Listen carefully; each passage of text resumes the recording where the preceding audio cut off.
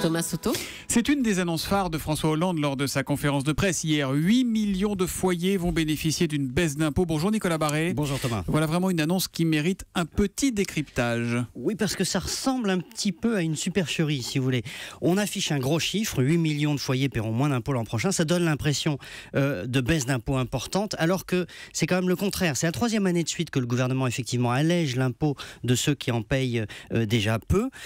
Mais ce faisant, on accroît le fossé avec ceux qui en payent beaucoup, car à côté de ces 8 millions de foyers ciblés par François Hollande, eh bien, il y a 8 autres millions de foyers qui payent 90% de l'impôt sur le revenu. Ces 8 millions de ménages n'ont pas cessé de voir leur impôt augmenter depuis quelques années, et ce dans des proportions en fait beaucoup plus importantes que les baisses accordées aujourd'hui.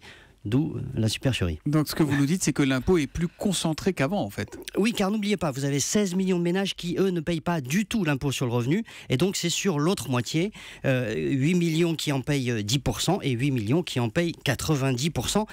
Ces 8 millions ne sont pas des nantis en plus, ce sont juste des classes moyennes et supérieures, des gens qui déclarent 30 000 euros de revenus ou davantage. Donc on ne parle pas de par an, exactement. Donc on ne parle pas de grandes fortunes.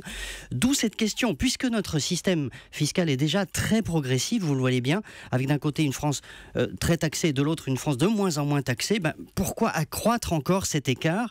Ça n'est pas justifié sur le plan fiscal. Du coup, on ne peut s'empêcher de penser qu'il y a là derrière une arrière-pensée électorale. Avant ces nouvelles baisses, il y a 47% des ménages qui payent l'impôt sur le revenu. Donc il y en a plus qui ne payent pas que l'inverse. Exactement. Cela dit, bon, il y a quand même, Nicolas, une baisse des impôts. Vous n'allez pas vous plaindre. Oui, sauf que en 2 ans, François Hollande aura redistribué 5 milliards d'euros à peu près à ces foyers modestes dont il cherche le soutien, mais c'est fait par rapport aux 30 milliards de hausse d'impôts décidées depuis le début du quinquennat et qui ont été supportés très majoritairement par les ménages. Donc à l'arrivée, on subit un peu une double peine. Les impôts ont augmenté et ils sont encore plus concentrés qu'avant sur les classes moyennes et les classes supérieures.